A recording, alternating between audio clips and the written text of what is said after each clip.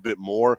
But that's going to be the key to me to them sustaining these long drives is staying ahead of the sticks, getting yourselves into these third and manageable situations. And I think you saw it last week. I was really impressed, man. We talked about it at halftime.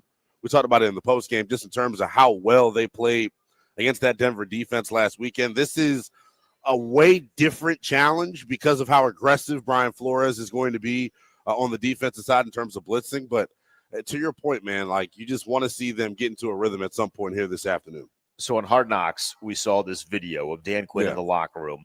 We found ourselves. What does that mean now, a week removed from the game against Denver? Because the game against Denver, I thought, was the best game they had played in a long-ass time. I think it's the best game they played all season. And ultimately, it ends up being a loss. But in terms of the complementary football, in terms of the defense getting some big stops in some critical situations, I think it was all great. But in terms of what Dan Quinn meant, I think that competitive spirit that they can, compete with anybody in the National Football League. Denver is a legitimate Super Bowl contender. I don't care what anybody says. I think the AFC is wide open, and what separates them is just how consistent and sturdy they are on the defensive side of the football. You put up 27 points. You put up 400 yards of offense. You had a 100-yard receiver in Zach Ertz. So when you're able to do it against that group, minus Jayden Daniels, I think you kind of see what you have the potential to do here when you're clicking on all cylinders. But down the stretch, man, I keep saying that, like, I'm not rooting for losses. I don't really care where they end up picking in the draft because I think that mentality of wanting to lose out for a high draft pick is normally when you have a need at quarterback. Washington's got that. Right. So if you're Adam Peters, man, you want to see down the stretch here in the final 5 weeks who is going to shorten that laundry list of needs that we have.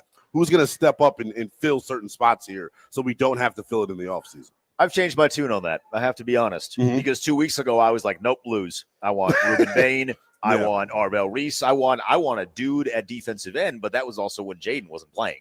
Right. And I think when Jayden is playing and understanding that, again, this is the group offensively that you're going to see today, maybe minus Austin Eckler, but if we're being honest, in the pecking order of things, I don't know that Austin Eckler was incredibly high on the use of weapons. We thought that someone would come in and take over as that RB1. Ultimately, it ended up being Chris Rodriguez, which we'll get to in a second.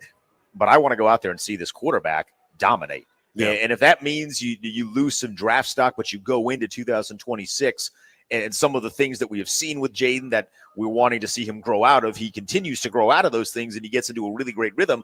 I would much rather have rhythm going into 2026 than a really high draft pick. That's just, I've completely done a 180 on that because a couple weeks ago when they were getting beat up by 20 plus every single week, I was like, man, mail it in, screw this, let's go get ourselves a DN. But I just want to see wins. It's about, going back to Jayden Daniels, it's about seeing if he could do it still as well, man. Like, I know people aren't going to want to hear this, but he had one tremendous year last year. And when we've seen him in the 6 games this year, it has been very much up and down. There have been clear flashes of some things that we saw last year, but we haven't seen it on a consistent basis.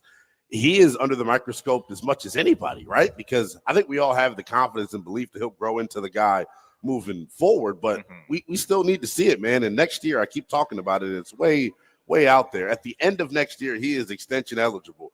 There are certain benchmarks to me that he has to hit for me to go to that negotiating table at the end of next year to see if we want to make him a $70 million per year quarterback. What do you need to see today from him? Because when I think of the game today and understanding, again, Terry back, Debo back, fully healthy offensive line, getting into a rhythm with Chris Rodriguez, I would prefer to not see what we saw against Seattle where it felt like he had to run it every single time. Yeah. He hits the top of his drop back, nobody's open, guys are running the wrong routes, which we have. Chris Collinsworth said that last week with a lot of certainty.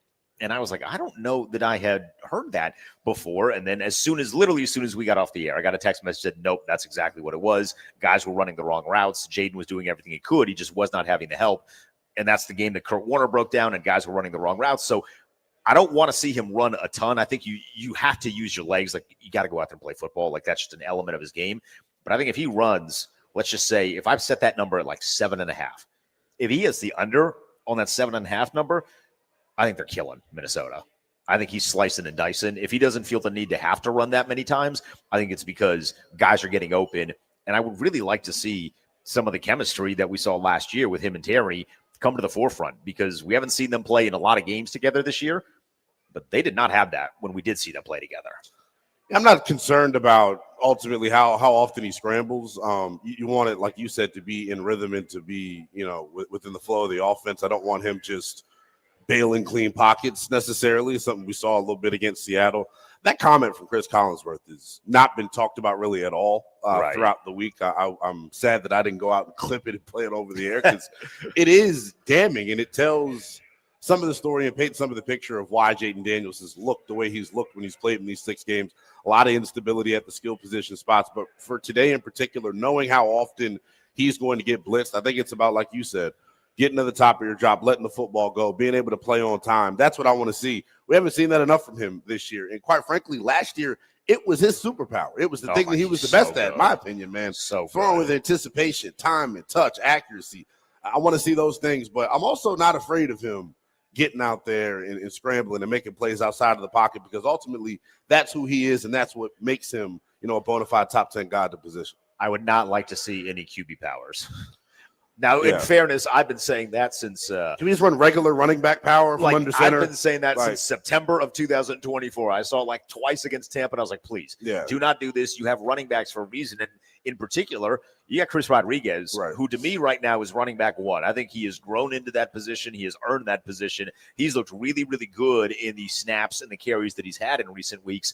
I'm expecting a big-time day for Chris Rodriguez against a former teammate in Jonathan Allen, who's going to be occupying that middle. And, Jonathan Allen has had a really solid season for Minnesota this year. They haven't been talked about a ton because their quarterback situation is a little odd, but he's been really good. So you're going up against a former teammate. I would hope that maybe motivates a guy like a Sam Cosmi or a Tyler Biotish, maybe a Chris Paul to beat up on your former guy a little bit. It's going to be an interesting reunion because Jonathan Allen was not very well liked in that Washington locker room. And it's a big reason why he is no longer here. I don't think they felt he meshed with the other guys in there. And John's been a steady Eddie, I think, whenever he was here during his time at Washington, but was known as a little bit of a teacher's pet.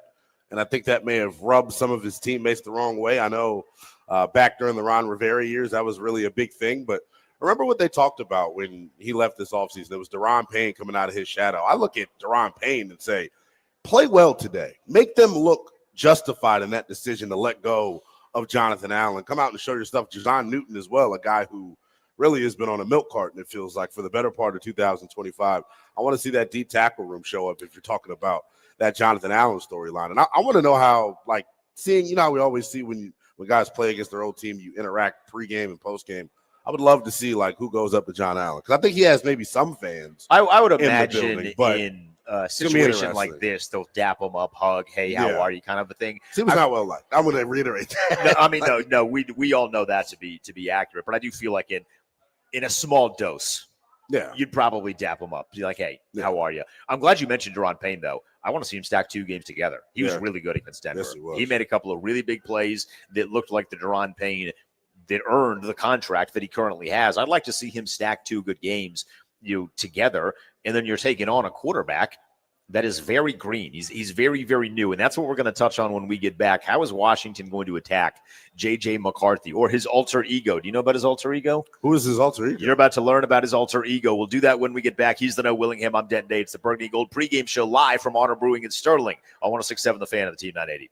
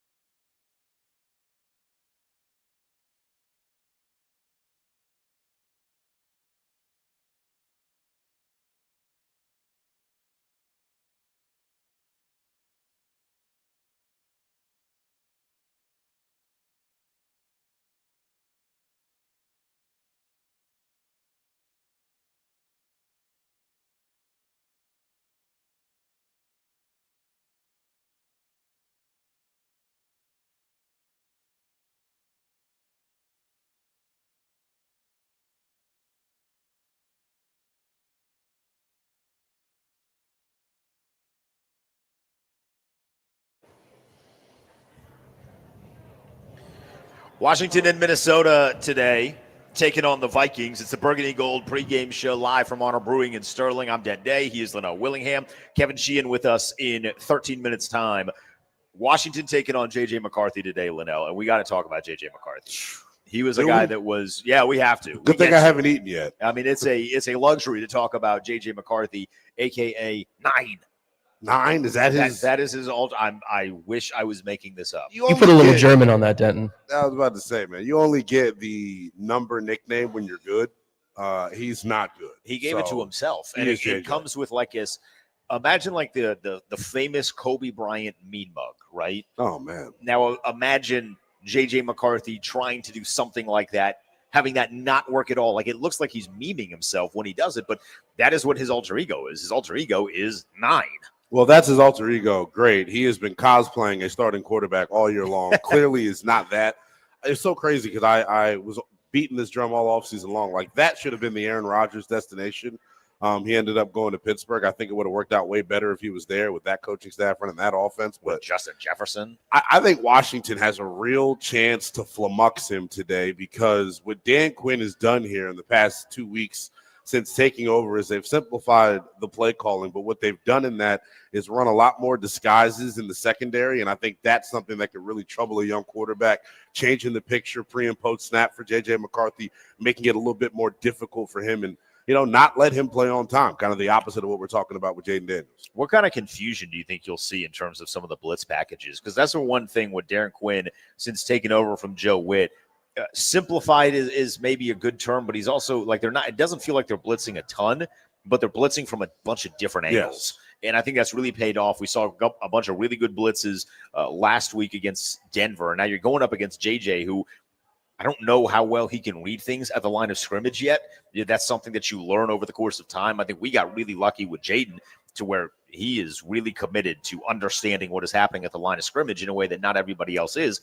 So I'm going to be very interested to see what Dan Quinn does in terms of some of the design and some of the creativity at the line of scrimmage to get under the young rookie. Because I look, to me, he's still a rookie. Like, I know he was drafted with Jane Daniels, but he didn't play at all. And he looks like a rookie when he plays right now because he's not very good. But I prefer him not to get good against Washington's defense today.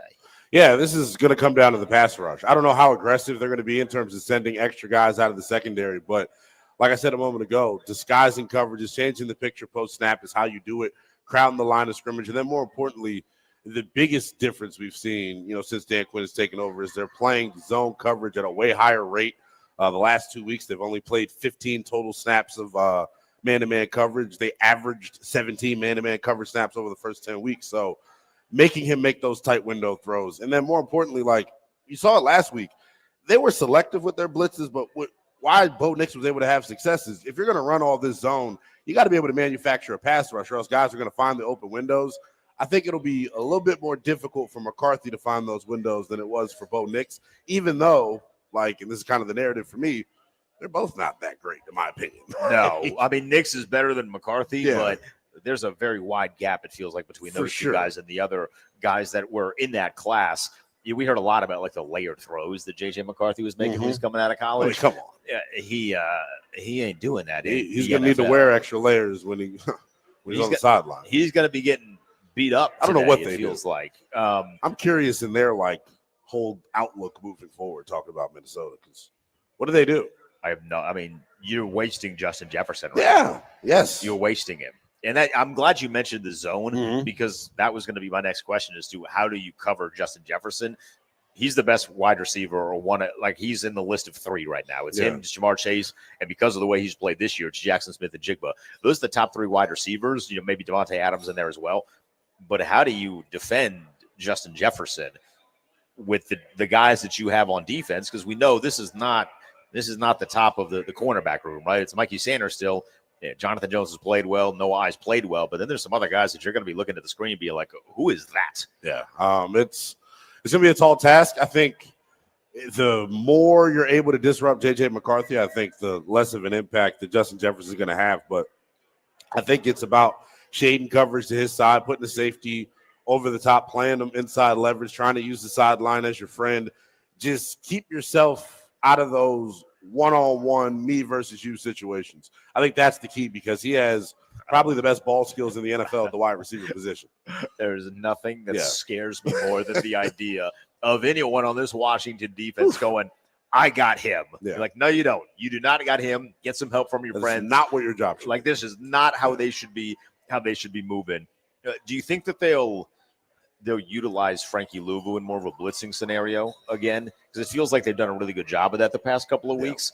I know you're not the biggest Frankie Louvu advocate this year. Well put. Not that I'm, He's not anti, but he's struggled this year. I don't think there's any doubt. Yeah, he has not been the same guy. I think Dan Quinn and what he said in the Wednesday presser leading into the Denver game about, he was asked a question about Louvu from John Keim, and he talked about him as a blitzer. But Dan Quinn said before he can commit to being a rusher, we need him to be a better down in, down out linebacker, right?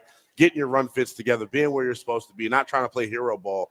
Ironically enough, I think last week was one of the best games they've had in a while in terms of their run fits, man. I thought it started up front with Eddie Goldman and Deron Payne and Javon Kinlaw, but I thought the linebackers were on point as well, including Frankie Louvu, being decisive with his decision-making, shooting gaps, taking on linemen. It was good to see. By the way, Eddie Goldman, I know we're kind of like straddling, still wanting to win this year, but also still evaluating for 2026. Got to bring him back. Yeah. An absolutely no-brainer. I got to bring Eddie Goldman back. It's not going to be big money, but he has been one of the guys. He's outplayed Johnny Newton. 100%. And that's a mandate to Johnny Newton to say, you got to be better, bro. Yeah. Because we saw some things in the preseason where he was like, even on pass rushing situations where he was really good, and he just hasn't been. And you're making it basically a 3-man rotation between Payne, Kinlaw, and Eddie Goldman. Yeah, last weekend, Jazon Newton had the fewest snaps of all of the defensive tackles that played. Sheldon Day outsnapped him. So there is a problem when you're a defensive lineman, then an interior one in particular, and you can't be relied on the rundowns. And then what would make that better, right, if he had a pass rush, if it was more impactful, I think he's got it in the tank. We just haven't seen it. I know a big talking point that they've really hit on with him internally is like firing off the ball quickly. I don't know if that's him looking at the football more. It's a feel thing, though, Denton. You know how that goes. Obviously, you're watching the ball, but you got to have the cognitive awareness to like say, hey, let me try to jump the snap to get a leverage boost, so to speak, man. And we just don't see that with him. He routinely is one of the slower guys getting off the ball, and it's causing him to really not be very impactful. Because there is something slightly ironic about last week not playing a ton of snaps, and now you're taking on the Minnesota Vikings, who have John Allen, who they let go of in part because the expectation was, well, one, we're going to sign Javon Kinlaw, but two, we have some really high expectations for Johnny Newton with a full off season of health, and it feels like he is taking steps backward, not steps forward. Yeah, and like that's a problem right now for this group. And I think the bigger picture conversation is this, right? I think we say it all the time when you swing and miss on top 5 picks in the draft, like you kind of set your franchise back. Well, what happens if you potentially go 0 for 3 on second-round picks with Mikey Samer still, Ben Sinnott, and Jazon Newton? I think we all have the most confidence in Mikey Samer still, but the jury, to me, is still very much out on whether or not he's a long-term outside corner. But as far as Sinnott and Newton go, those were guys that were expected to come in and start at a position to be foundational building blocks. And right now they don't look like anything more than rotational pieces. I mean, Sinnott can block. That's good. That's good. And I can juggle.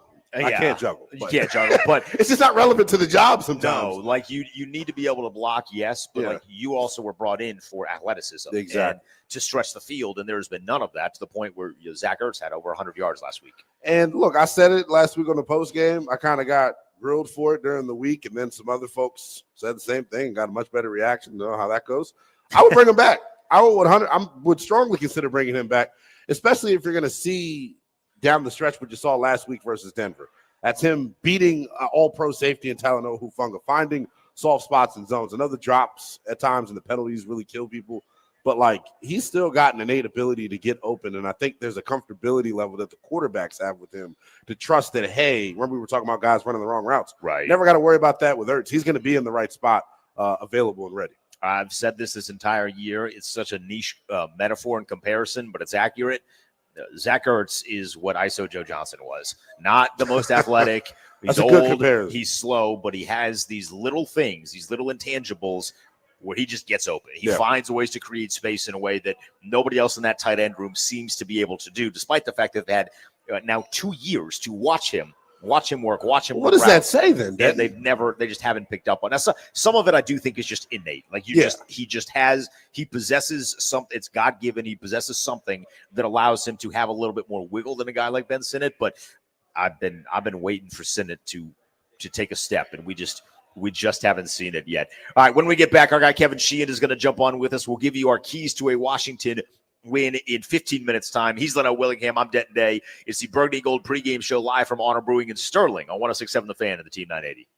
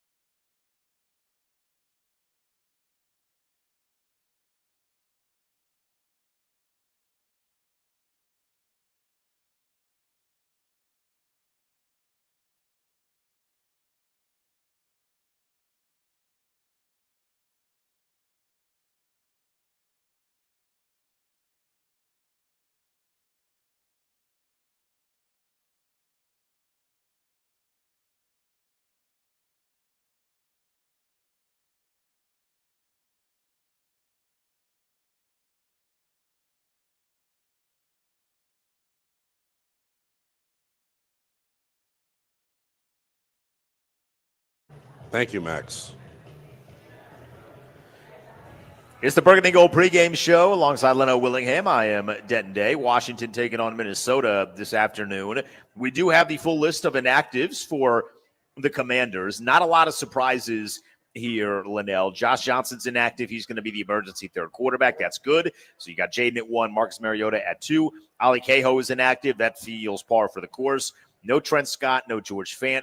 No Drake Jackson, despite the fact that they made him eligible, and then no Jalen Holmes. So no big surprises. We know that Darnell Savage was released earlier this week, so he's just not going to be on the field, but nothing too crazy in the inactive list for Washington. Yeah, it's good to see Trent Scott and Brandon Coleman both going to give it a go. I've really liked what Coleman's turned into. No, Trent Scott's inactive. Oh, Trent Scott is inactive. Trent Scott's inactive. But Coleman, once again, active. And I've liked what he's turned into here in the past several weeks is kind of that extra offensive lineman in these jumbo packages. And the difference with him and other guys doing it is he can move laterally. You've seen him hit on some kick-out blocks over the past several weeks. I want to see them lean more into that heavy personnel, especially here this afternoon.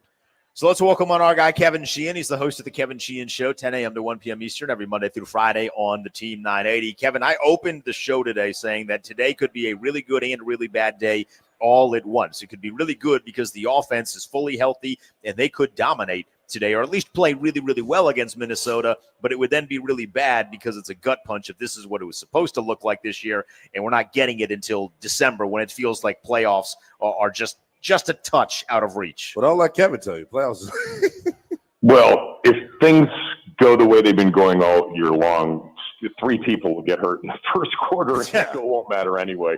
Let's just hope, the injuries don't include number 5, because, what we're setting up for here down the stretch, guys, and I know you probably talked about it, Lynnell, is just, Jaden being back, which he should be, in my opinion, 30%, nearly 30% of the season left. It would be absurd to sit your starting quarterback in year 2 for 5 games when there's an opportunity to really grow. And I think the timing of it with him coming back, with other legitimate starters, which he hasn't really been with. He hasn't played with all of the starters even once this year, if you count Cosme, going back to the opener. But we're setting up for, because this fan base is so it's fickle and it's an emotional one, that if he plays poorly or if he gets injured, we're firing everybody. We're trading him, we're firing everybody. And if he plays great, it's like, what have we been doing all year? Like, why are we even putting him out there? Because we knew he was great. Let's just save him for next year. It's almost like a no-win situation. But I'm looking forward to it, honestly. We haven't seen this offensively at any point this year. Just focus on the offensive line and not the backups and the third stringers. I know Lynnell likes to spend time talking about them. But the starting offensive line has matured. It's grown. It's evolved. It's healthy. Yeah. It's a good offensive line at this point. It's not what it was in week 2 against Green Bay when they got absolutely manhandled by the Packers. It wasn't really that way against Dallas. Now it is. So we're going to be able to see some stuff offensively, I think, over these final 5 games that are going to be that'll be interesting and hopefully encouraging. Today, though, the challenge for Minnesota is their defense. Yeah. They're good and they're well coached. Yeah, like that challenge is a perfect one for Jaden Daniels, in my opinion, Kevin. Coming back and going against a group in Minnesota that's going to be uber aggressive. They're going to force you to play on time and get the ball out of your hands, or else. What are you looking for from him today? Kind of what are your expectations? Do you expect him to handle it well? Do you expect him to start slow, fast? So we saw him come back for the Charger game, and it was a slow start. Ended up being a brilliant game, and it was probably their most impressive start to finish performance of the year, or almost start to finish after the first 2 drives offensively. It's not going to surprise me if there's a little bit of rust, but I hope Cliff takes some of that rust risk off of him and the offense by doing what they did last Sunday night. Trying to run the football, using quick game to get the quarterback into rhythm, to get the receivers into rhythm. I thought last Sunday night against that defense, that was the right way to go. It nullified the pass rush. It really set the tone for the entire game in terms of that dominant pass rush. Didn't really know what was coming. Now, with Minnesota, it's different because you never really know what's coming with Brian Flores. He's going to, err on the side of being aggressive, but you don't know where it's coming from. But I think, to your point, this is a great first test, and it's going to be interesting to see how it unfolds. And I'm hoping that we see Jaden at his best, Terry at his best, Noah Brown back and healthy, Debo in the game with everybody out there healthy for the first time, a good offensive line. Let's see some points put up today. What are you hoping to see from the Jaden and Terry connection? So good in 2024. In the very limited amount of time they played together in 2025, it felt like it never really got to that point. Do you expect them to, or expect Jaden, I should say, to find Terry early and often today? I think, Denton, last year, if we recall, there were games in which Terry didn't get targeted a lot. Jaden was very much a guy that went to where the defense dictated, the offense should go to. And so that's what I expect. I expect him to, go where the offense says it should go based on how it's being defended. I just hope that we're not in drop back mode from the beginning. I don't think that makes a lot of sense, although you can take some chances against Minnesota if you can block it up, because you should have some man coverage behind some of their blitzes. But I want to see them get in rhythm. I want to see Chris Rodriguez be a factor today. I want to see what they did last Sunday night, which was take the pressure, at least early, off of the passing game. Kevin, let's get to the defense here. Third game of Dan Quinn being the defensive play caller, and this week it presents a challenge that has kind of plagued him throughout the course of his career, going up against another coach from that Shanahan McVay running tree that hits you with the outside zone and things of that nature. They played the run really well. For whatever reason, the fits were there. Your expectations this afternoon for the run defense? The run defense was the best it's been all year last Sunday night, in part because Denver, I think, really missed J.K. Dobbins. They lost him a couple of weeks ago. He was on track for a 1,200-yard season. And was really good for them. And they didn't have that kind of a back. I'm a little bit concerned today about the run defense because that's the one thing Minnesota can do. I'm assuming it's Jordan Mason, Aaron Jones. I haven't seen the inactives, but we'll see. But both of those backs are capable, and they're both capable of getting to the edge. But I like the way Washington's played the last two games. The opponents, were a little bit different than Dallas, Kansas City, Seattle, Detroit, which is the last four that Joe Witt Jr. had. I'm not saying that I prefer Joe Witt Jr. I don't, and I'm glad that there will be change moving forward. But Quinn picked the perfect time to take over play calling against Miami and Denver. Today's going to be interesting against the run because last week was encouraging, but it's going to be a lot of zone coverage, a lot of keep everything underneath, especially with Jefferson and Addison. And Hawkinson, they're going to try to put the game on McCarthy, I would assume, and see if you can, actually complete a pass against easy zone coverage. What have you seen in watching J.J. McCarthy this year, Kevin? I haven't watched that much, Denton, but, everything you read is scary. Like, it's 7 games into a career. We all know that, or most people know, you can't judge players that young. You got to give it some time. And with quarterbacks, you got to give it a lot of time.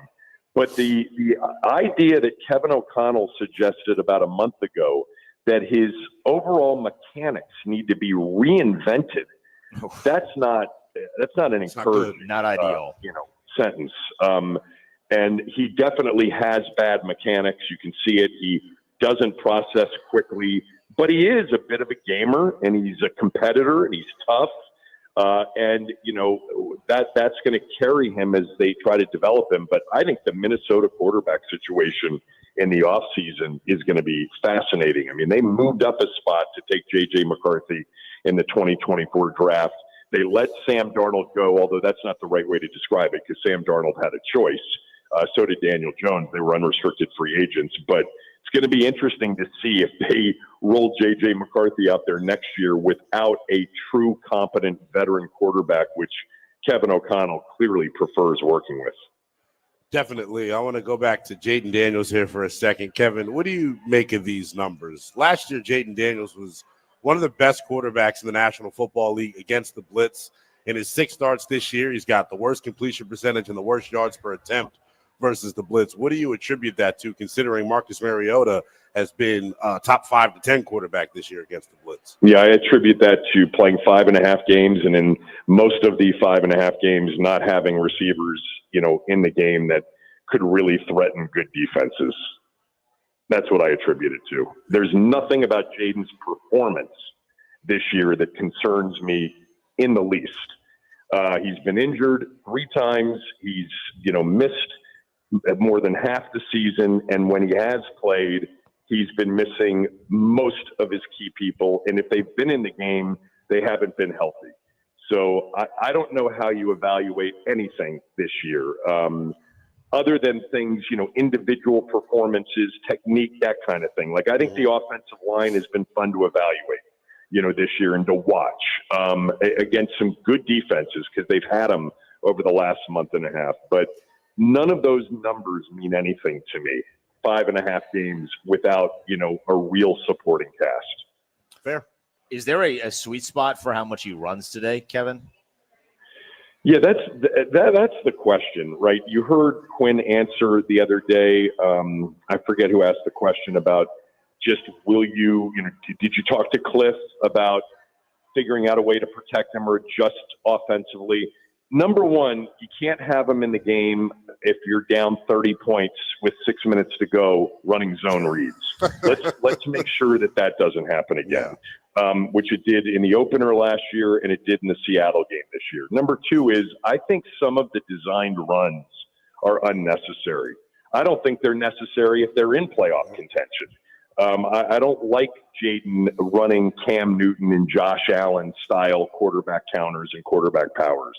Those plays 8 times out of 10 end in a pile in the middle of the field. So I wouldn't be surprised if they cut some of that out of there.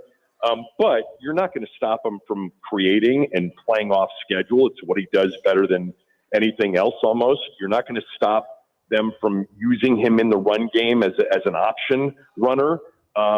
So there are things you can do, though. And obviously he's got to do, the right thing. He's got to get out of bounds. He's got to slide.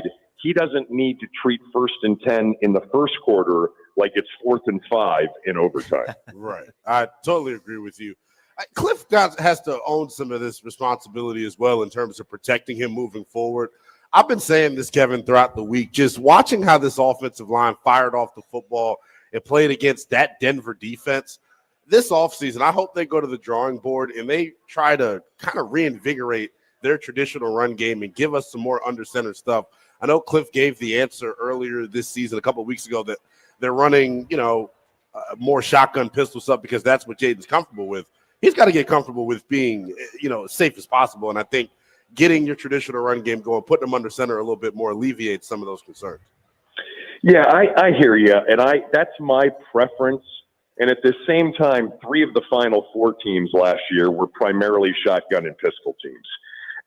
You can do both. And the pistol, is not that much of a disadvantage and not that much different from under center. It's slightly different, but it's not that much different. I just look at that lack of a running start for the back, man. But that doesn't mean that I don't prefer a Shanahan-style offense, because I do. But let's not forget, this was a top 5 offense in the league last year, and 3 of the final 4 teams last year were primarily not under center teams.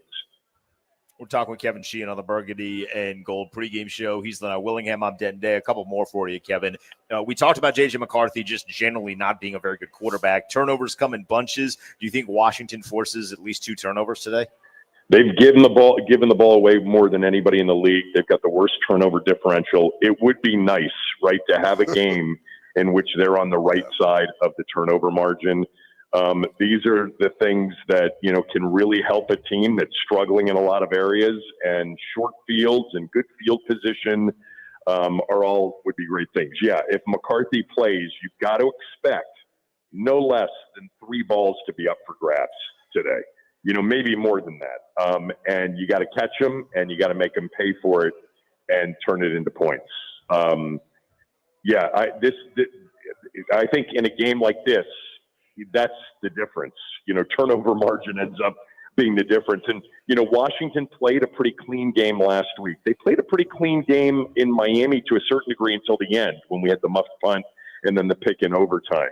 We had that stretch of just penalties after penalties, drop passes after drop passes, and turnover after turnover. So for them to be competitive in these final five and to have chances to win these games, they can't self-destruct, which is what they did a lot of, earlier in the year.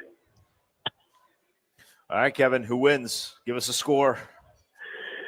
I think this is an opportunity to win the game. I don't think it's going to be easy. I still think our defense isn't very good. And wouldn't it be just like our defense to let J.J. McCarthy go 21 of 25 for 290 and 3 touchdowns? Or, for them to run the ball and control it. I think it's a close game. Washington wins it something like 24-21. Kevin, appreciate it as Thanks, always. Kev. Looking forward to the breakdown tomorrow morning. Denton, do you really have Bama out? Yeah, I do. I mean, Kevin, they got curb stomped. They got curb stomped yesterday. I understand that. And I agree that both Miami and Notre Dame are better, but do you really think the committee's going to take them out? No, I actually don't think I don't think the committee's going to take them out. I think they put. Well, we Duke know the in there, committee too. doesn't do anything that makes sense. So. Okay, I just Denton had his predictions on Twitter. I was just looking at them, and I agree. Miami and Notre Dame are both better teams than Alabama right now, no doubt. Yeah. But I'd be shocked if they're not in the bracket. I'd be stunned, but I'm hopeful that that's what ends up happening. Ooh-wee. All right, Kevin, we'll talk to you, man. Appreciate it. Kev. That's Kevin Sheehan of the Kevin Sheehan Show, 10 a.m. to 1 p.m. That was Eastern a every spicy Monday take, by the way. through Friday. I believe it wholeheartedly. I know you do. I mean, that's the college. You're my football- go-to guy. That's for the all college things football CFP. minute on the Burgundy and Gold There pregame we go. show. When we get back, our keys to a victory for Washington. You'll hear from the Junkies at the top of the hour at noon. Don't go anywhere. He's the No Willingham. I'm Denton Day. It's a Burgundy and Gold pregame show.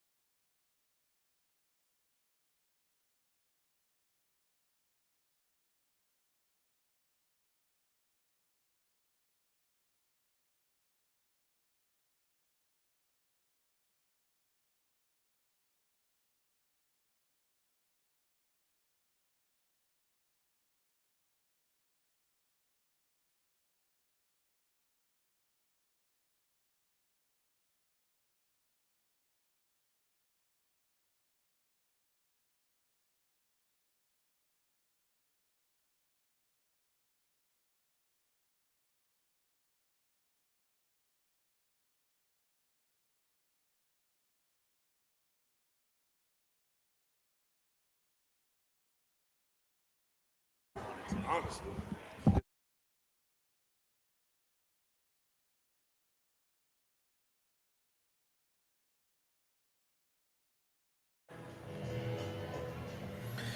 It's the Burgundy Gold pregame show with Denton Day and Lynnell Willingham. We are live from Honor Brewing in Sterling. Come hang out with us. Great specials on food and drinks. We'll get the game on all the televisions. We'll be doing our halftime show here, our postgame show here as well. You'll hear from the Junkies in about 10 minutes. But it's time, Lynnell, for some keys to a win for Washington. So I want a key on offense. I want a key on defense. I'll let you start with whichever side of the ball you are feeling called to. Yeah, defense for me. It's because I have this little pet project that I'm working on. I am really watching this defense like a hawk down the stretch here to see the differences with Dan Quinn calling the plays.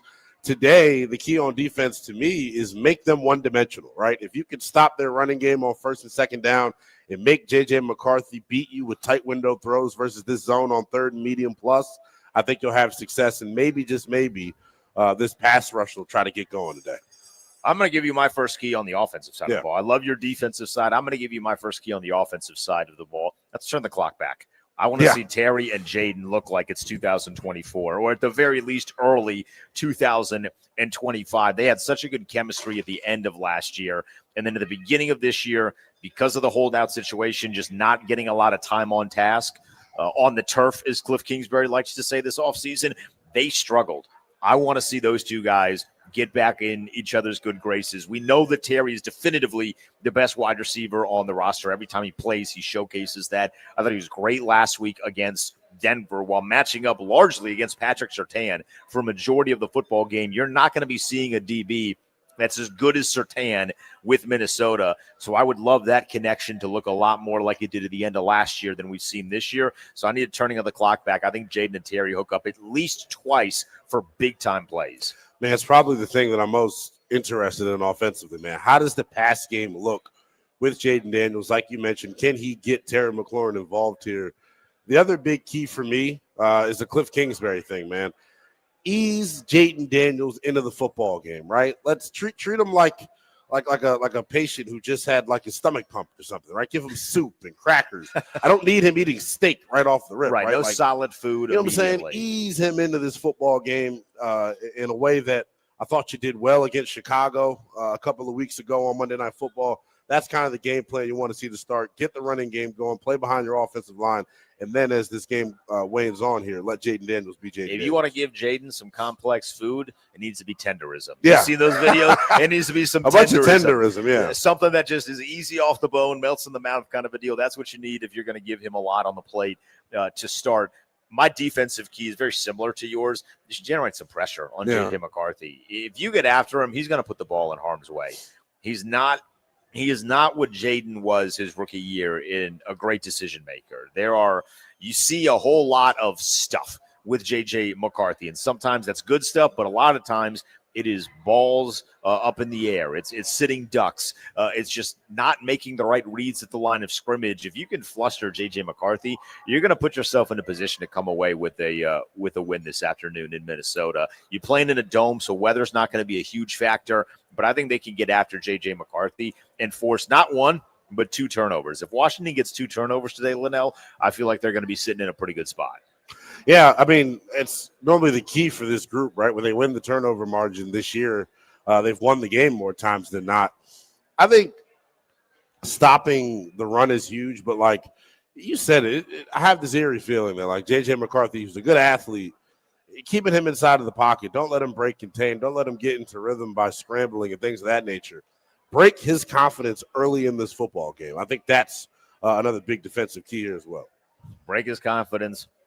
Break that silly little alter ego situation that he's doing. Yeah, I mean, come on. And then his quarterback's coach coming out and talking trash about Chris Carter. I actually interviewed him during the pre-draft process. Seemed like a nice guy. Holcomb. Yeah, Holcomb. Yeah, we had him on too. He was a great dude, but man, going after a legend, that feels like some bad juju. On top of that, hopefully the bad juju continues today, man. You continue, I don't want to be the get right game. Yeah, no. This defense has been the get right game plenty of times. I prefer that not to be the case today. In 15 minutes, Danny Rouillet is going to join us live from Minneapolis. He's either going to be in the stadium or walking to the stadium. I texted him and he said, it's going to be crazy. And I said, Danny, we love crazy. So Danny Rouillet is going to join us in 15 minutes. You'll hear from the Sports Junkies, their thoughts on this game when we get back. He's Lynnell Willingham. I'm Denton Day. We're live from Honor Brewing in Sterling. If you need a place to come watch the game, come hang out with us. Great food and drink specials. We'll be here for the entirety of the game. We'll do a halftime show. We'll do a post-game show as well. So come hang out. He's Lynnell Willingham. I'm Denton Day. It's Burgundy and Gold. Game Day Live.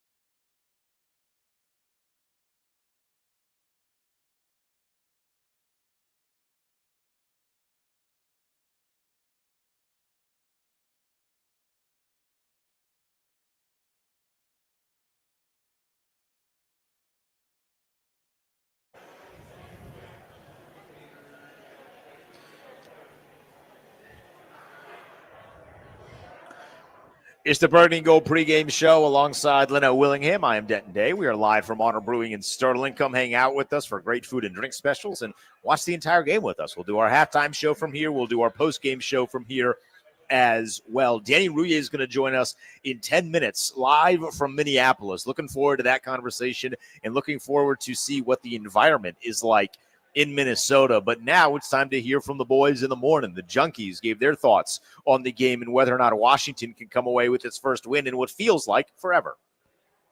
All right, boys, 7 losses in a row. The season has gone down the drain. Only 3 wins. But this week they play the Minnesota Vikings. And even though the Vikings have more wins than the Commanders, they seem worse. What are your expectations, Jason? My expectations are they're playing a bad football team with dicey quarterback play, and Jaden is back. So the fact that Jaden's now, I don't know how Jaden's going to play. He hasn't played in forever, so I'm sure there will be a rust factor. But J.J. McCarthy has been really bad when he's been healthy. And if he just takes one more shot to the head, he'll be out, and then Max Brosmer will be in. I think Jaden will play well enough, and the Washington Commanders defense has played better in the last couple of weeks. I think they're going to play well. Yeah, there's actually some reasons for optimism. And, I keep hearkening back to that quote that DQ had after the game last week where he's like, yeah, we lost, but we're not lost anymore. They're tightening things up defensively, whatever they're doing. They're obviously going to more zone, but it seems to be working. They force a few punts, hold them to a few field goals. Offensively, there should be some firepower here because not only is Jaden back, Terry has proven he's back, right? The last couple of weeks. He's had a touchdown in each of the last 2 games. Really showed you last week what a difference it makes when he's out on the football field. So I look for Washington to score some points. I look for Jaden hopefully to stay upright and healthy and be smart. And for the first time, he's going to have, hopefully, Noah Brown, Terry, Debo, and now Treylon Burks, right? So real what a weapons catch there. he had. Yeah, what a catch, and see if he can build on that. So I look for Washington to do some damage today. And again, it does help that you're playing a reeling Vikings team that's like 1-6 in their last 7. I agree with you. There were a lot of things to be encouraged by in last week's performance. It sucks they lost, but they went toe-to-toe with the Denver Broncos, who are one of the better teams in the NFL. Marcus played better because he had Terry McLaurin in there. He had the one brain fart on the interception, but he played well, and I expect Jaden to be able to do that. Maybe there'll be a little rust. I think the offense is playing better. I like what I see from Chris Rodriguez at running back. They seem to have leaned in on C-Rod being the number 1 guy now. So I think offensively they're going to get their points. I'm going to take the Commanders 30-20 over the Vikings. I don't think they'll score that many. If you look at the Vikings' losing streak, they've allowed 27, 19, 23, and 28. And that was against Seattle, and Seattle scored a touchdown on defense. So I think Minnesota will do a better job defensively than maybe you think, but I still think Washington wins. I'm going to take them 23-20. JP almost took my number, and for some reason, it's just in my head. Stick with it, EB. I'm going. This is a bizarre number. I'm going to go Skins/Commanders 30, Minnesota 22. I don't know why. 22's in my brain. 30 to I don't even know how 22. you get to 22. That's an over. They go for 1 2-point conversion. 3 touchdowns with 1 2-point conversion. All right. Or a Maybe missed, going to safety. it might be a missed couple extra field point goals. here or there. Yeah. All right. All right, well, we're in. That is the 3 of the Junkies, because Cakes is out, all going with the Commanders, crossing our fingers, hoping for a victory Monday here on The Fan. So the graphic's going to read all Washington for the fellas. All right. Does that make you nervous? Are we afraid of the graphic monster? Kevin's picked him to win as well. We got our predictions coming up in 45 minutes, but does that bother you that all 3 of them say, hey, we think Washington's going to win, and we think Washington's going to win pretty handedly? 110%. Bothers the hell out of me. Scares me. I'm frightened. Dan Quinn in that quote on Hard Knocks, man, I hope it doesn't come back to bite him. Saying that, we may have lost, but we're not lost anymore. It's been dark, man. We haven't won a game in 2 freaking months. I know. That's such like a pastor talk, So to just assume that this is going to be a cakewalk here this afternoon, you would be out of your mind. I just hope, more importantly, that everyone stays healthy, especially the quarterback here, because I know there are people out there that are maybe wishing for it just to prove themselves right. Why I shouldn't be playing. We all know why I should be playing. I just hope He likes to play football. Which is, I mean, a crazy Turn the thought. clock back, like you said. Guy that likes to play football wants to play football. Yeah. Like they were never going to sit him for the final 5 games of the season. That was never going to be the case. If it was the final 2 games, maybe, but the final 5 games of the season was never going to be the case. So outside of the injury bug, right? Yeah. Because I think that's a fair thing to be worried about just based off of how the season has gone. What worries you about Minnesota to the point where you think Washington is ill-prepared? Because there's one thing that worries me, and that particular thing wears number 18. But outside of that, there's not a lot that I'm, incredibly scared of. It's that run game, man. And I think since Dan Quinn's gotten here, we've seen him struggle against this coaching tree. You saw what LaFleur did earlier in the year. You saw what Clint Kubiak did with Seattle earlier in the year. You saw what Devon Achane was able to do earlier in the year. All those coaches come from that Shanahan McVay tree. You saw what Bijan Robinson was able to do with Zach Robinson calling it. He comes from that tree as well. Can they stop the run today? If they don't make Minnesota one-dimensional, I think it's going to be a dogfight for 60 minutes, and you may see another overtime game. So I think that's the key, man. Don't let Aaron Jones and Jordan Mason get going in this football game, man. And for God's sake, see, we get some pass rush. That's what I'm looking for. A freaking overtime game would be brutal. No, it would be. I don't need any more overtimes. Just finish it in regulation. Finish it in regulation.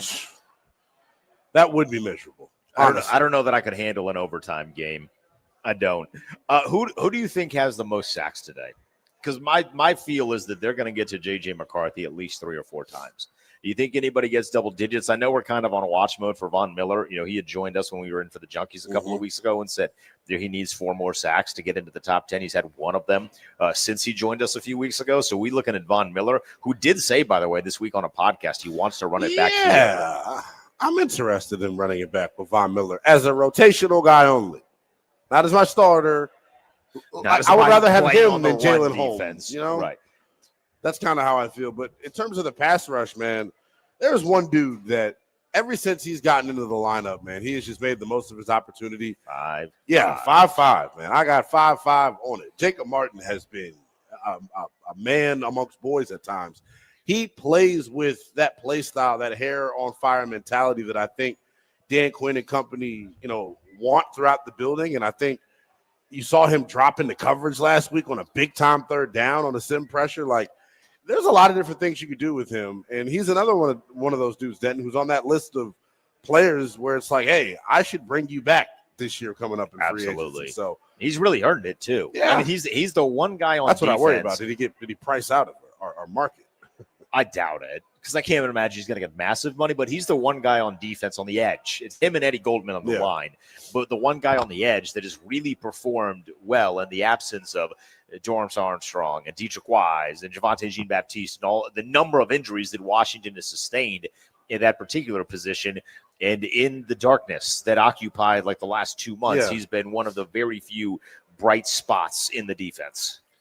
And they've hit on these like mid-tier free agents since they've been here. That's what Adam Peters seems to do really well. Yeah, Jeremy McNichols, think about that. Marcus Mariota, I didn't think he was going to be as good. Zach Ertz. Yeah, Zach Ertz, Alameda Zaccheaus a year ago. You see it with Eddie Goldman. You see it with Eddie Goldman and Jake Martin this year. Jonathan Jones quietly has played really, really well in his limited action. So, yeah, that's an area where they've kind of hit in terms of, bringing in guys. All right, when we get back, we're going to go out to Minneapolis. Our guy, Danny Rouillet, is hanging out there from the stadium. He's going to jump on with us. He'll let us know what we can expect from an atmosphere environment standpoint, and if he thinks Washington can come away with its first win in 2 months. It's crazy when you say that out loud, but this team has not won a game in over 2 months. In fact, if I remember correctly, Lynnell, the last time they won a football game, we were sitting right here. So we are back. Hopefully, we bring the winning ways with us back to Honor Brewing, which is where we're sitting right now. You need a place to watch the game. Come hang out with us at Honor Brewing in Sterling. They got great food and drink specials. They got the brunch menu up that Lynnell and I are going to take advantage of by the time this show is over. So come hang out with us. We'll be here for halftime and postgame as well. He's Lynnell Willingham. I'm Denton. Danny Rouillet next on 106.7 The Fan of the Team 980.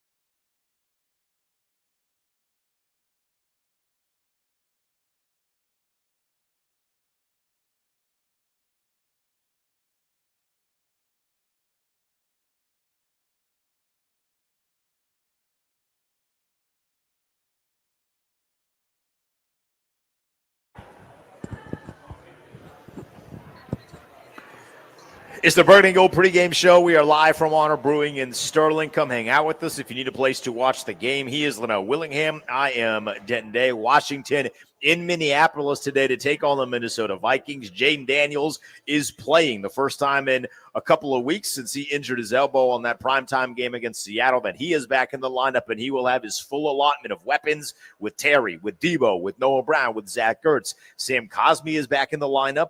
This is the first time that Jaden has played with a full, healthy offensive line this year as well. So there's a lot of things to be optimistic about. Who else is in Minnesota, you ask, Lynnell? Our guy Danny Rouillet is in Minnesota, and he joins us live from the stadium. Danny, first and foremost, what's the environment like out there in Minnesota? This is the best stadium I've probably ever been to in terms of football. It's incredible. We should be, excited that this is the same group that's going to do our stadium in 20 million, whenever it actually finally happens in D.C. But the stadium is incredible. We did a tour of it yesterday. It's hard to explain unless you're here. It looks like a ship. And it's thoughtfully done. It's easy to get around. Good food options, about half the price of what you'd experience at the worst stadium in sports, Nubbs Field, Northwest Nubbs Field, Northwest Nubbiness, whatever the stupid place is called that I'll never go to. But it's great, and it's incredibly loud here. So I'm probably not going to answer the question you guys asked. I'll just do my best to hear and sort of hope that I'm mildly on track. But, yeah, the environment's incredible. It's loud before the game, and everybody's in purple. And there's a lot of references to Prince, and I like it a lot. Well, if you can hear me, Danny, Jaden Daniels, he's back. He plays football this afternoon. Your expectations for him and his return? So, talking about Daniels, I mean, I don't know what to expect, honestly. And I know that's a cop-out, and I know that's kind of not what we do. We like to have definitives. There's a rust factor. This is a unique defense that blitzes more than anybody else kind of factor. What is that going to be?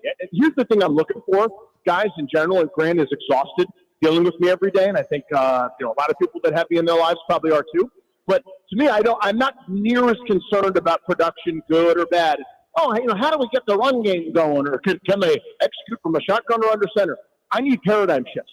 I need massive seismic changes in the way everybody's approaching Jaden Daniels. He needs to be healthy.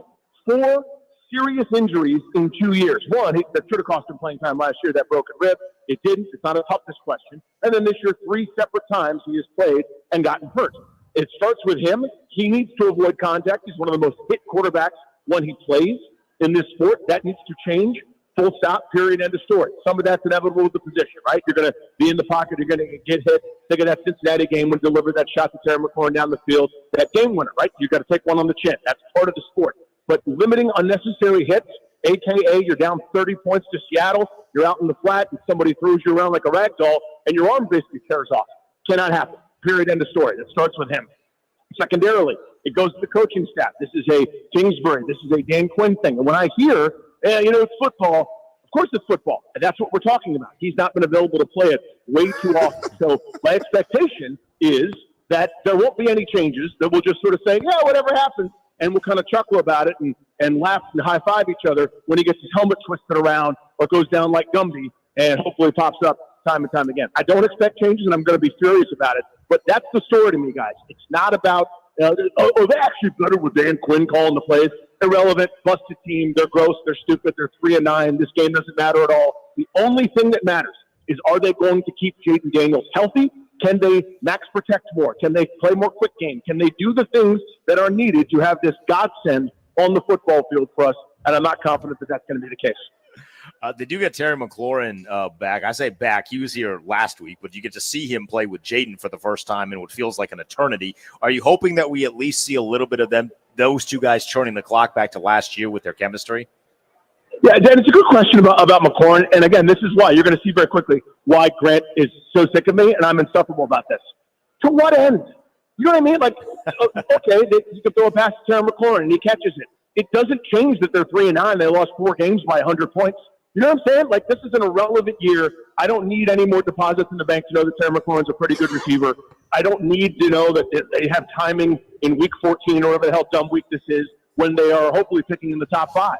If it happens, great. I mean, I'm not going to put too much weight on this particular outing, or even the rest of the way for these irrelevant games. It's not quite preseason to me, but I also know that it's basically garbage time. There's a reason, guys, we don't worry about the stats that someone accumulates. when a team is down 30 and the other team is basically saying, yeah, whatever, man, the clock's our best friend. We don't take those stats as seriously. This is a version of that where everybody's out of it. There's a belief that there's nothing to lose kind of thing. When it was on the line, this group failed. And when it was on the line, Terry McLaurin wasn't available. Whoever you want to blame for that, the answer is probably yes. But to me, I'm a little bit less concerned about will they have their timing. Hopefully they'll have an off-season together where somebody actually practices football. Maybe that can be a Dan Quinn paradigm shift where, you jump off sides 10 times like Zach Ertz. You don't get a veteran rest day off, but maybe that's my own little policy change I'd like to enact. But, yeah, I mean, no holding out, please. Show up to practice, have a training camp, have those inter-squad games, have those, controlled scrimmages with opponents, and let's actually practice some football before trying to play it here next year. Danny, how important is it for this group to play well down the stretch to kind of, shorten the laundry list of needs potentially here in the offseason? How important is it for them to play well? Was that your question? Yeah, down the stretch here, because I look at it and I go, well, there's a laundry list of needs. What guys here down the stretch can show you, hey, you don't need to go after position X because I'm here in-house and capable of executing? Yeah, so I take a different tack. I don't think it's important for them to play well. I don't want anyone to be able to hide behind an irrelevant sample. I want the 30-some guys that are not going to be on this roster next year to not be on the roster. I don't want anyone to be fooled into thinking that what they have is acceptable.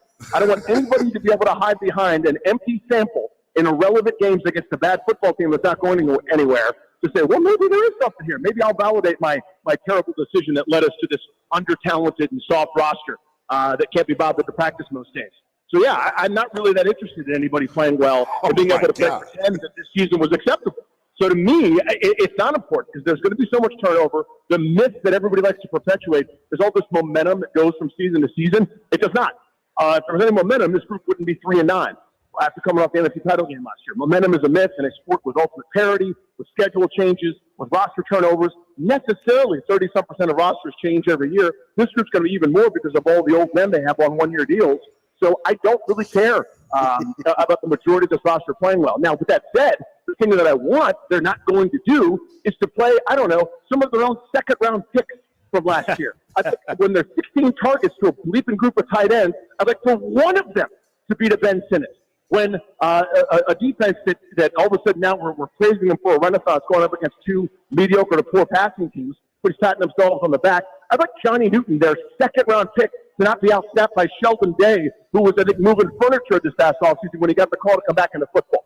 So I'd like that crap to happen way before I care about is there a 33-year-old that's on the fringe of their roster playing well. Back to you. So you mentioned Johnny Newton. There is a bit of irony, Danny, I feel like, and he didn't play well last week, and now he's playing up against Jonathan Allen, who they basically moved on from in the hopes that Johnny Newton would play well. It feels like you're a little upset at the way the season has gone. I don't want to put words in your mouth. It feels like you're a little upset. Would it make you more upset if John Allen has like the revenge game of the ages against this offensive line? No, it's a fair question. I mean, listen, I like John Allen a lot. I mean, we did the event with him, the 106.7, the Fan 980 thing in Maryland. Really good dude. All he did was everything he was ever asked to here. He was, I think, didn't quite fit their scheme, system, and things, and was going to command a huge price tag. And I think they were able to save and then not spend that money wisely. But that's another point kind of that you already mentioned there, Denton. So, no, I don't really play that game as much. But when I hate it is when, we give up on somebody that stinks, that's still like on a rookie deal, and Emmanuel Forbes plays well. Now, I know he didn't last week, and everyone's dunking on it because he gave up a touchdown. But that guy was a bona fide starter that was helping an excellent football team. That's the kind of crap that pisses me off. Less so a guy that mutually parted ways with a team that was too expensive, and it made sense to maybe allocate resources elsewhere. So that doesn't bother me as much because the Vikings aren't going anywhere. They're garbage too. Their fans know it. They're very nice.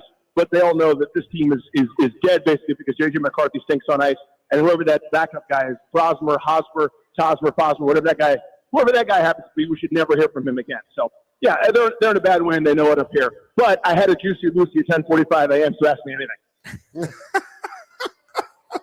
Danny Rouillet joins us right now live from U.S. Bank Arena in Minnesota, right here on the Burgundy and Gold pregame show. Danny, the defense here this afternoon. Third game of Dan Quinn calling plays. When you look at the success of this group over the past 2 weeks, do you think it's more of a byproduct of the play calling or the quarterbacks that they've gone against? Well, so there are, and I know I'm being very cynical and annoying, but there are some tangible differences. For whatever reason, when Dan Quinn put the headset on and Joe Witt, had to sit in a different section, they've tackled better. Now, I don't know why that's necessarily a Dan Quinn product. Maybe they actually practice some football at some point, but yeah, I mean, they have tackled better. That's tangible. When Dan Quinn's got the same play sheet that Joe Witt does, they're playing more zone and keeping it simple and disguising some things. So to that effect, I think there is a tangible change. That said, I referenced it earlier. Miami ran all over them. They still haven't stopped Devin Achane going outside the tackle box. So it's not as if there's been this wholesale renaissance and they're now good. I think they've gone from one of the worst we've ever seen to regular bad, and they've been fortunate enough to play two crappy passing offenses, and they'll have a third one here today in the Minnesota organization with, again, J.J. McCarthy, who stinks on ice, and should never have been drafted as high as he was, because if he was that good, then Jim Harbaugh, when he was at Michigan, might have put the ball in his hands on occasion instead of just playing ground and pound like they were in Nebraska in the mid-'90s. But I digress, and I was correct about that then. So my point here today, though, is they'll probably play better, and they'll kind of continue this empty-calorie back-padding renaissance that they've been on. But, again, I don't want to think that the defense is now stalled simply because Dan Quinn is using some slogans into the headset to call some better defensive plays. All right, Danny, who wins? I think Washington does. Despite all of that, because I think whatever's worst for the team, whatever's worst for them long term, is what they'll do. And I think winning this empty-calorie game, because you'll have some really cool sound bites from Sergeant Slogan in the locker room afterwards, but they found their true north and they made their mark. And we were lost, but now we're found, and we may have lost, but we're no longer lost. Whatever the hell that was.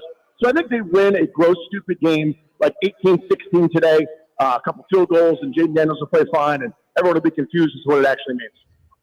Danny, we appreciate it. Enjoy the great food that is there in Minnesota at a much better price. Love you, boys. You're crushing it. See you soon.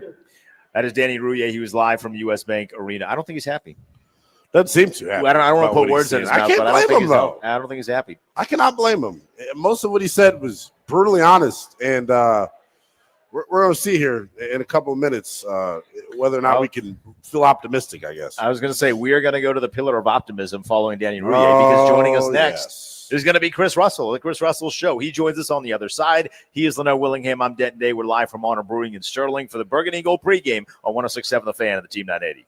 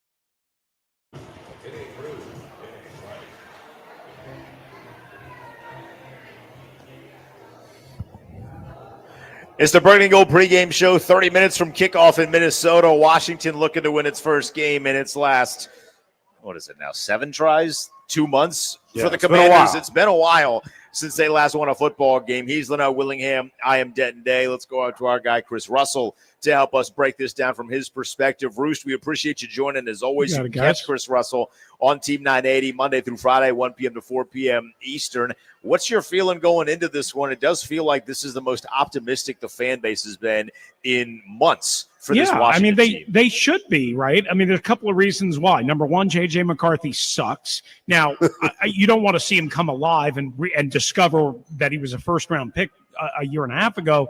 Today, with the weapons that they have, granted, but you get Jaden back, you have Terry back, you have Noah back, you have pretty much everybody on your offensive line, right? Sam Cosmi hasn't played yet with Jaden Daniels and Terry McLaurin and so on and so forth. The defense has been better under Dan Quinn. I'm not saying, obviously, that's the only reason why it's been better. Some of it, quite honestly, as I know, we've all talked about, is the level of opponent. And today kind of feeds right into that. Now, I think if they can handle the blitz and the twists and the stunts and whatnot and not get absolutely obliterated at the point of attack, I think the Commanders can do enough defensively. I think the Commanders can do enough offensively. I think they can run the ball a little bit to win a close game in this one. So I share in the fans' optimism. I think you should, right? For all the reasons that you just mentioned. Minnesota's not that good. The quarterback has struggled throughout the course of this year. I talked to you about this the other night, Chris. How important is it for them to make Minnesota one-dimensional early in this football game? And I mean really deterring them from even trying to run it. And I know that probably has a little bit to do with the offense capitalizing as well, right? Yeah, no doubt about it. I mean, you do not want J.J. McCarthy to be able to get into a rhythm. You do not want J.J. McCarthy to be able to work play action, boot stretch, all that stuff. Because the running game is gashing you. Now, at times, even under Dan Quinn, we've seen, certainly better run defense, but Devin Achane ripped them up. Basically from the 10s to the 10s, they didn't really do anything inside goal-to-goal situations, Miami, in Madrid. Last week, I mean, it was a pretty good job overall, but there were a couple of red zone runs and a couple of touchdown runs from R.J. Harvey that caught up with them a little bit. Ultimately, if they can, again, not get gashed and hemorrhaged by the run, which has been a problem over this losing streak, then you force, one-dimensional, then Von Miller, then hopefully Jacob Martin, then hopefully, whatever they get out of, what's his name that they just called up, not Jake Jackson, The guy, DeMarcus Walker, yeah. DeMarcus Walker, all those guys. Like, hopefully they have enough juice in their legs to get home against what you would say is an okay offensive line, a fairly decent offensive line, not a great offensive line. And Darisal's banged up and so on and so forth. So to me, I think if you put them in third and let's just call it 7+, while they certainly have some dangerous weapons, and nobody should dismiss that. And obviously, if J.J. McCarthy is given time, then I think you can tee off a little bit and confuse him a little bit because, remember, not only has he not played a lot of games, he hasn't practiced a lot because he's been so injured. He's had 3 pretty significant, 2 significant injuries, and then the one recent one, which cost him a game and a week of practice, right, with the concussion. But he missed all that practice time, not only the game time, the practice time over the first year plus of his NFL career. Do you buy into this alternate ego that J.J. McCarthy has, Roost, the 9? Wait a second. What am I missing? What's that? You're not aware that J.J. McCarthy has an alternate ego. When he plays well, his name is 9. It's not J.J. McCarthy. Yeah. Oh, I didn't know that. Yeah, it's very childish. Yeah, the only 9 I know is Sonny Jurgensen, Hall of Famer. We may have heard of him. Well, let's hope 9 doesn't come out and maybe, I don't know, what the kids say, 6'7". Chris Ross. That kind of thing. That's a bad bit in a nice brewery full of innocent children who may be 6'7" now that you said that. Let's get to Jaden Daniels. Yeah. He's got to play well. What do you need to see from him here this afternoon to make you feel comfortable going into next week? Yeah, I mean, early on, you would say, right, you'd think Brian Flores is going to turn up the temperature pretty quickly. I mean, they blitz at the number one rate in the NFL, and I'm not, overall a numbers guy. I mean, he used numbers for context, but they blitz 43% of the time. Now, most of that is a five-man blitz. To me, a five-man blitz shouldn't be counted the same as a 6 or 7. They only heat it up. I think it's like 11 or 12% of the time I checked. So to me, I'll be curious to see how he handles the blitz early, because he's going to blitz Flores in the Vikings defense. They can get home. They can put pressure. The crowd will be behind them and going crazy. Jonathan Allen's going to want to show the brass something, right? Even though he's been a little bit disappointing. And Jaden has struggled against the blitz this year, whereas he was so good against it last year. He has struggled against it. So I want to see them get into a rhythm. I want to see if a blitz comes from, say, the right side of the offensive line. I want to see him have a quick answer on a left side swing out to one of the backs. Or I want to see them be able to get the football out very quickly like they did early and often against Denver the other night, even when Denver wasn't blitzing. There is no reason to sit there and try and pick apart this Viking secondary and subject yourself to getting annihilated at the line of scrimmage by too much pressure. Because I would guess, this is just me, I would guess Flores is probably going to be more creative than even normal, and maybe even more aggressive than normal, saying, hey, this kid hadn't played in a month and a half. Why not turn up the temperature early on? What do you expect to see from Terry? This is the first time he's played with Jaden in 3 months. Yeah. It's amazing, right? Week two was the last time in Green Bay that they played together. Just unbelievable. I think Terry, obviously had the fourth down touchdown, to force overtime, or I should say in overtime last Sunday night. And he looked good, had 13, 14 targets, whatever it was. So, I fully expect Terry to be very involved again, but not to that level. I think it's going to be an interesting matchup. I assume he'll draw Isaiah Rodgers most of the game. And Isaiah Rodgers is a guy who can be a little bit boom or bust, right? So, but I think that's a matchup Terry can win fairly consistently. But with Noah Brown back, with Debo back, with Zach Ertz there, with the full stable of running backs, I would assume that Terry would be more in the 7 to 8 target range. And hopefully he makes 4 or 5 catches, 6 catches, whatever it is. And I would say, to me, where Terry improved the most last year, guys, I don't know if you agree, is in the red zone. And I know I talked to him about that midway through last year. He worked really, really hard at it. And that's where I want to see Terry, kind of continue to get on track here in this lost season, right? That's where the touchdown came from the other night. Not where the touchdown came from in Kansas City, if I remember correctly. That was right outside the red zone on that rainbow of a throw from Mariota, but in the red zone on a slant, on a little crosser, on a broken down play where he just outruns the defensive back because things kind of break down and get helter-skelter. That's what I want to see, Terry. I don't need to see the 50-yard majestic bomb. That's great. That's awesome. I don't mind seeing it, but I need to see the red zone execution where Terry is really good or has gotten much better as his career has gone along. And Jaden and he had that rhythm last year. So this is something that I've been thinking about this week in terms of like big picture, Chris.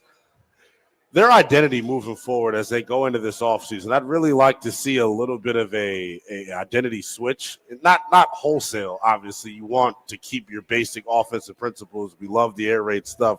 But I want to see them lean into the traditional running game a little bit more coming up in the offseason. What do you need to see from them down the stretch to feel confident that that's something they should do? Well, if we're talking about when you ask that, are you talking about establishing a number one guy, or are you talking about more establishing the philosophy and maintaining the philosophy? The philosophy, in my opinion, because I think you got to be smarter here throughout the course of Jaden's career of understanding that, hey, running the football, playing under center. Those are things that will allow him to play longer. And I think we will see more and more sprinkling of that. As we talked about on Friday night, I think, Lynnell, and I know I talked about it on the show. I'm sure everybody's talked about it. They started sprinkling in more under center and little toss runs against Seattle the last time we saw Jaden, right? They did that. So I would expect more of that. You can still run out of gun. You can still run out of pistol. They can still do whatever they want to do. They absolutely can. One thing that I would love to see a little bit more of is when you get something going in the run game, whether it's with Bill, whether it's with McNichols, whether it's with Rodriguez, and it probably would be more calling on this with Rodriguez, not that you have to run 7 plays in a row. You don't. But don't do, I think, was it in Madrid where they had where they were running the ball all over Miami? They get 1st and 10 at the 27, 28-yard line of Miami, and then they go 3 passes in and out. Don't do that. It's okay to not run the ball 7, 8 straight times. Got it. But don't go away from what is working in general. And also don't be afraid, I think, to, especially if you're going to be under center, work some of those toss pitches in to try and get downhill and outside on the perimeter and get the Vikings to start chasing. To me, I think that's the thing that I don't see enough from this offense, and the natural running back screen game, not the check down running back screen, the natural by design running back screen.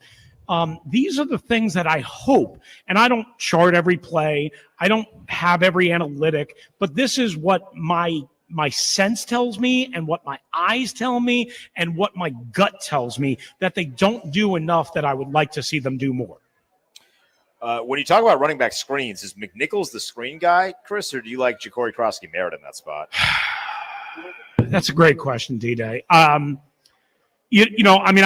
on 3rd down, it's McNichols, right? Well, There's no question about that. But, if you're 2nd and 12, 2nd and 11, it should be McNichols too. I think Bill can do it, and I think you have to develop that part of his game. That is what this 5-game stretch is about. Right? He's not a great receiver, or at least I haven't seen evidence of that, but he can make people miss, and he's got good vision, and he's got good enough speed. He can do it. If he's in the right spot, which has been a little bit of an issue for him, especially early on, but he's developed a little bit. To me, I think that is what you do at this time of the year, again, in a lost season. Forget about the playoffs. Forget about winning and losing necessarily. It's playing hard, playing smart, but finding out what you have and developing so that maybe, just maybe, we all talk about, hey, man, they need a Jahmyr Gibbs. They need an Alvin Kamara. And I agree with that. I'm not saying that they don't. But if you can address that in the 5th round, because you don't have a 2nd and a 4th round pick at this point, as opposed to the 1st or the 3rd round, then I'm better off with that if I know exactly what I have in Chris Rodriguez Jr., and I think you know what you have in McNichols. It's just a matter of whether you're going to re-sign McNichols or not. I think he is going to be the back that probably gets the most work today based off of how often Minnesota is going to blitz, and he is by far their best guy in pass pro. Yep. I think he's somebody that they probably lean on here I would agree. a lot this afternoon. I would agree. It's on Cliff Kingsbury, though, to me, man. How do you ease this offense into the football game? How do you ease Jaden Daniels into the football game? That's the thing I'll be paying the most attention to. Well, that's one way you do it, right? I mean, if pressure comes right at you, especially from a certain side. Now, what do you do if it comes right up the gut, which we've seen it plenty?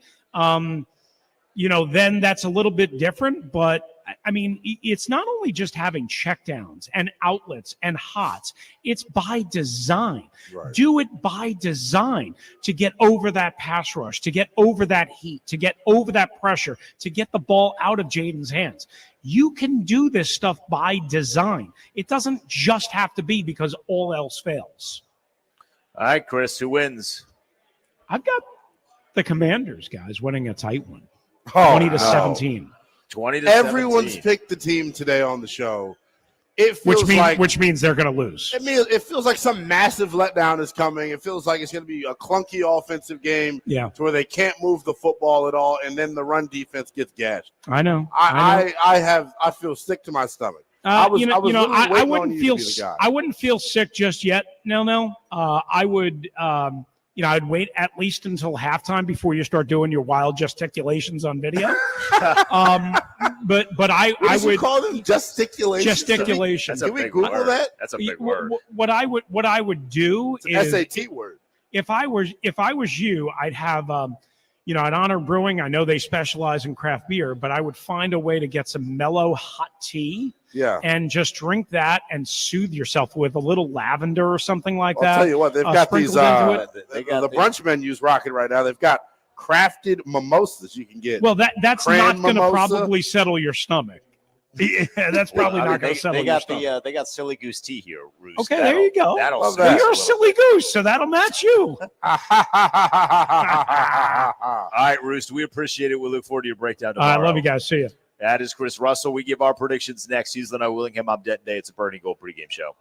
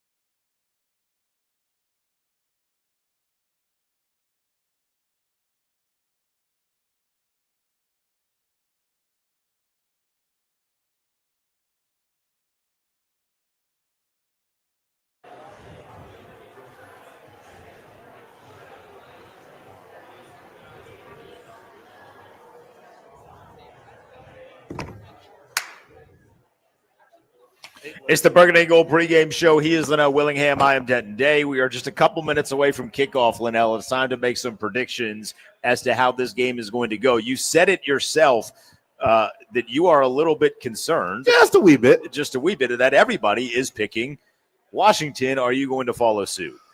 Yeah, I know no better than anyone else. I will pick Washington. Give me the good guys, 21-17. I think 3 offensive touchdown drives for the fellas, and then I also think Minnesota finds a way to run the football here, but ultimately the defense forces a turnover, and we end this 7-game losing streak, a nasty 7-game losing streak.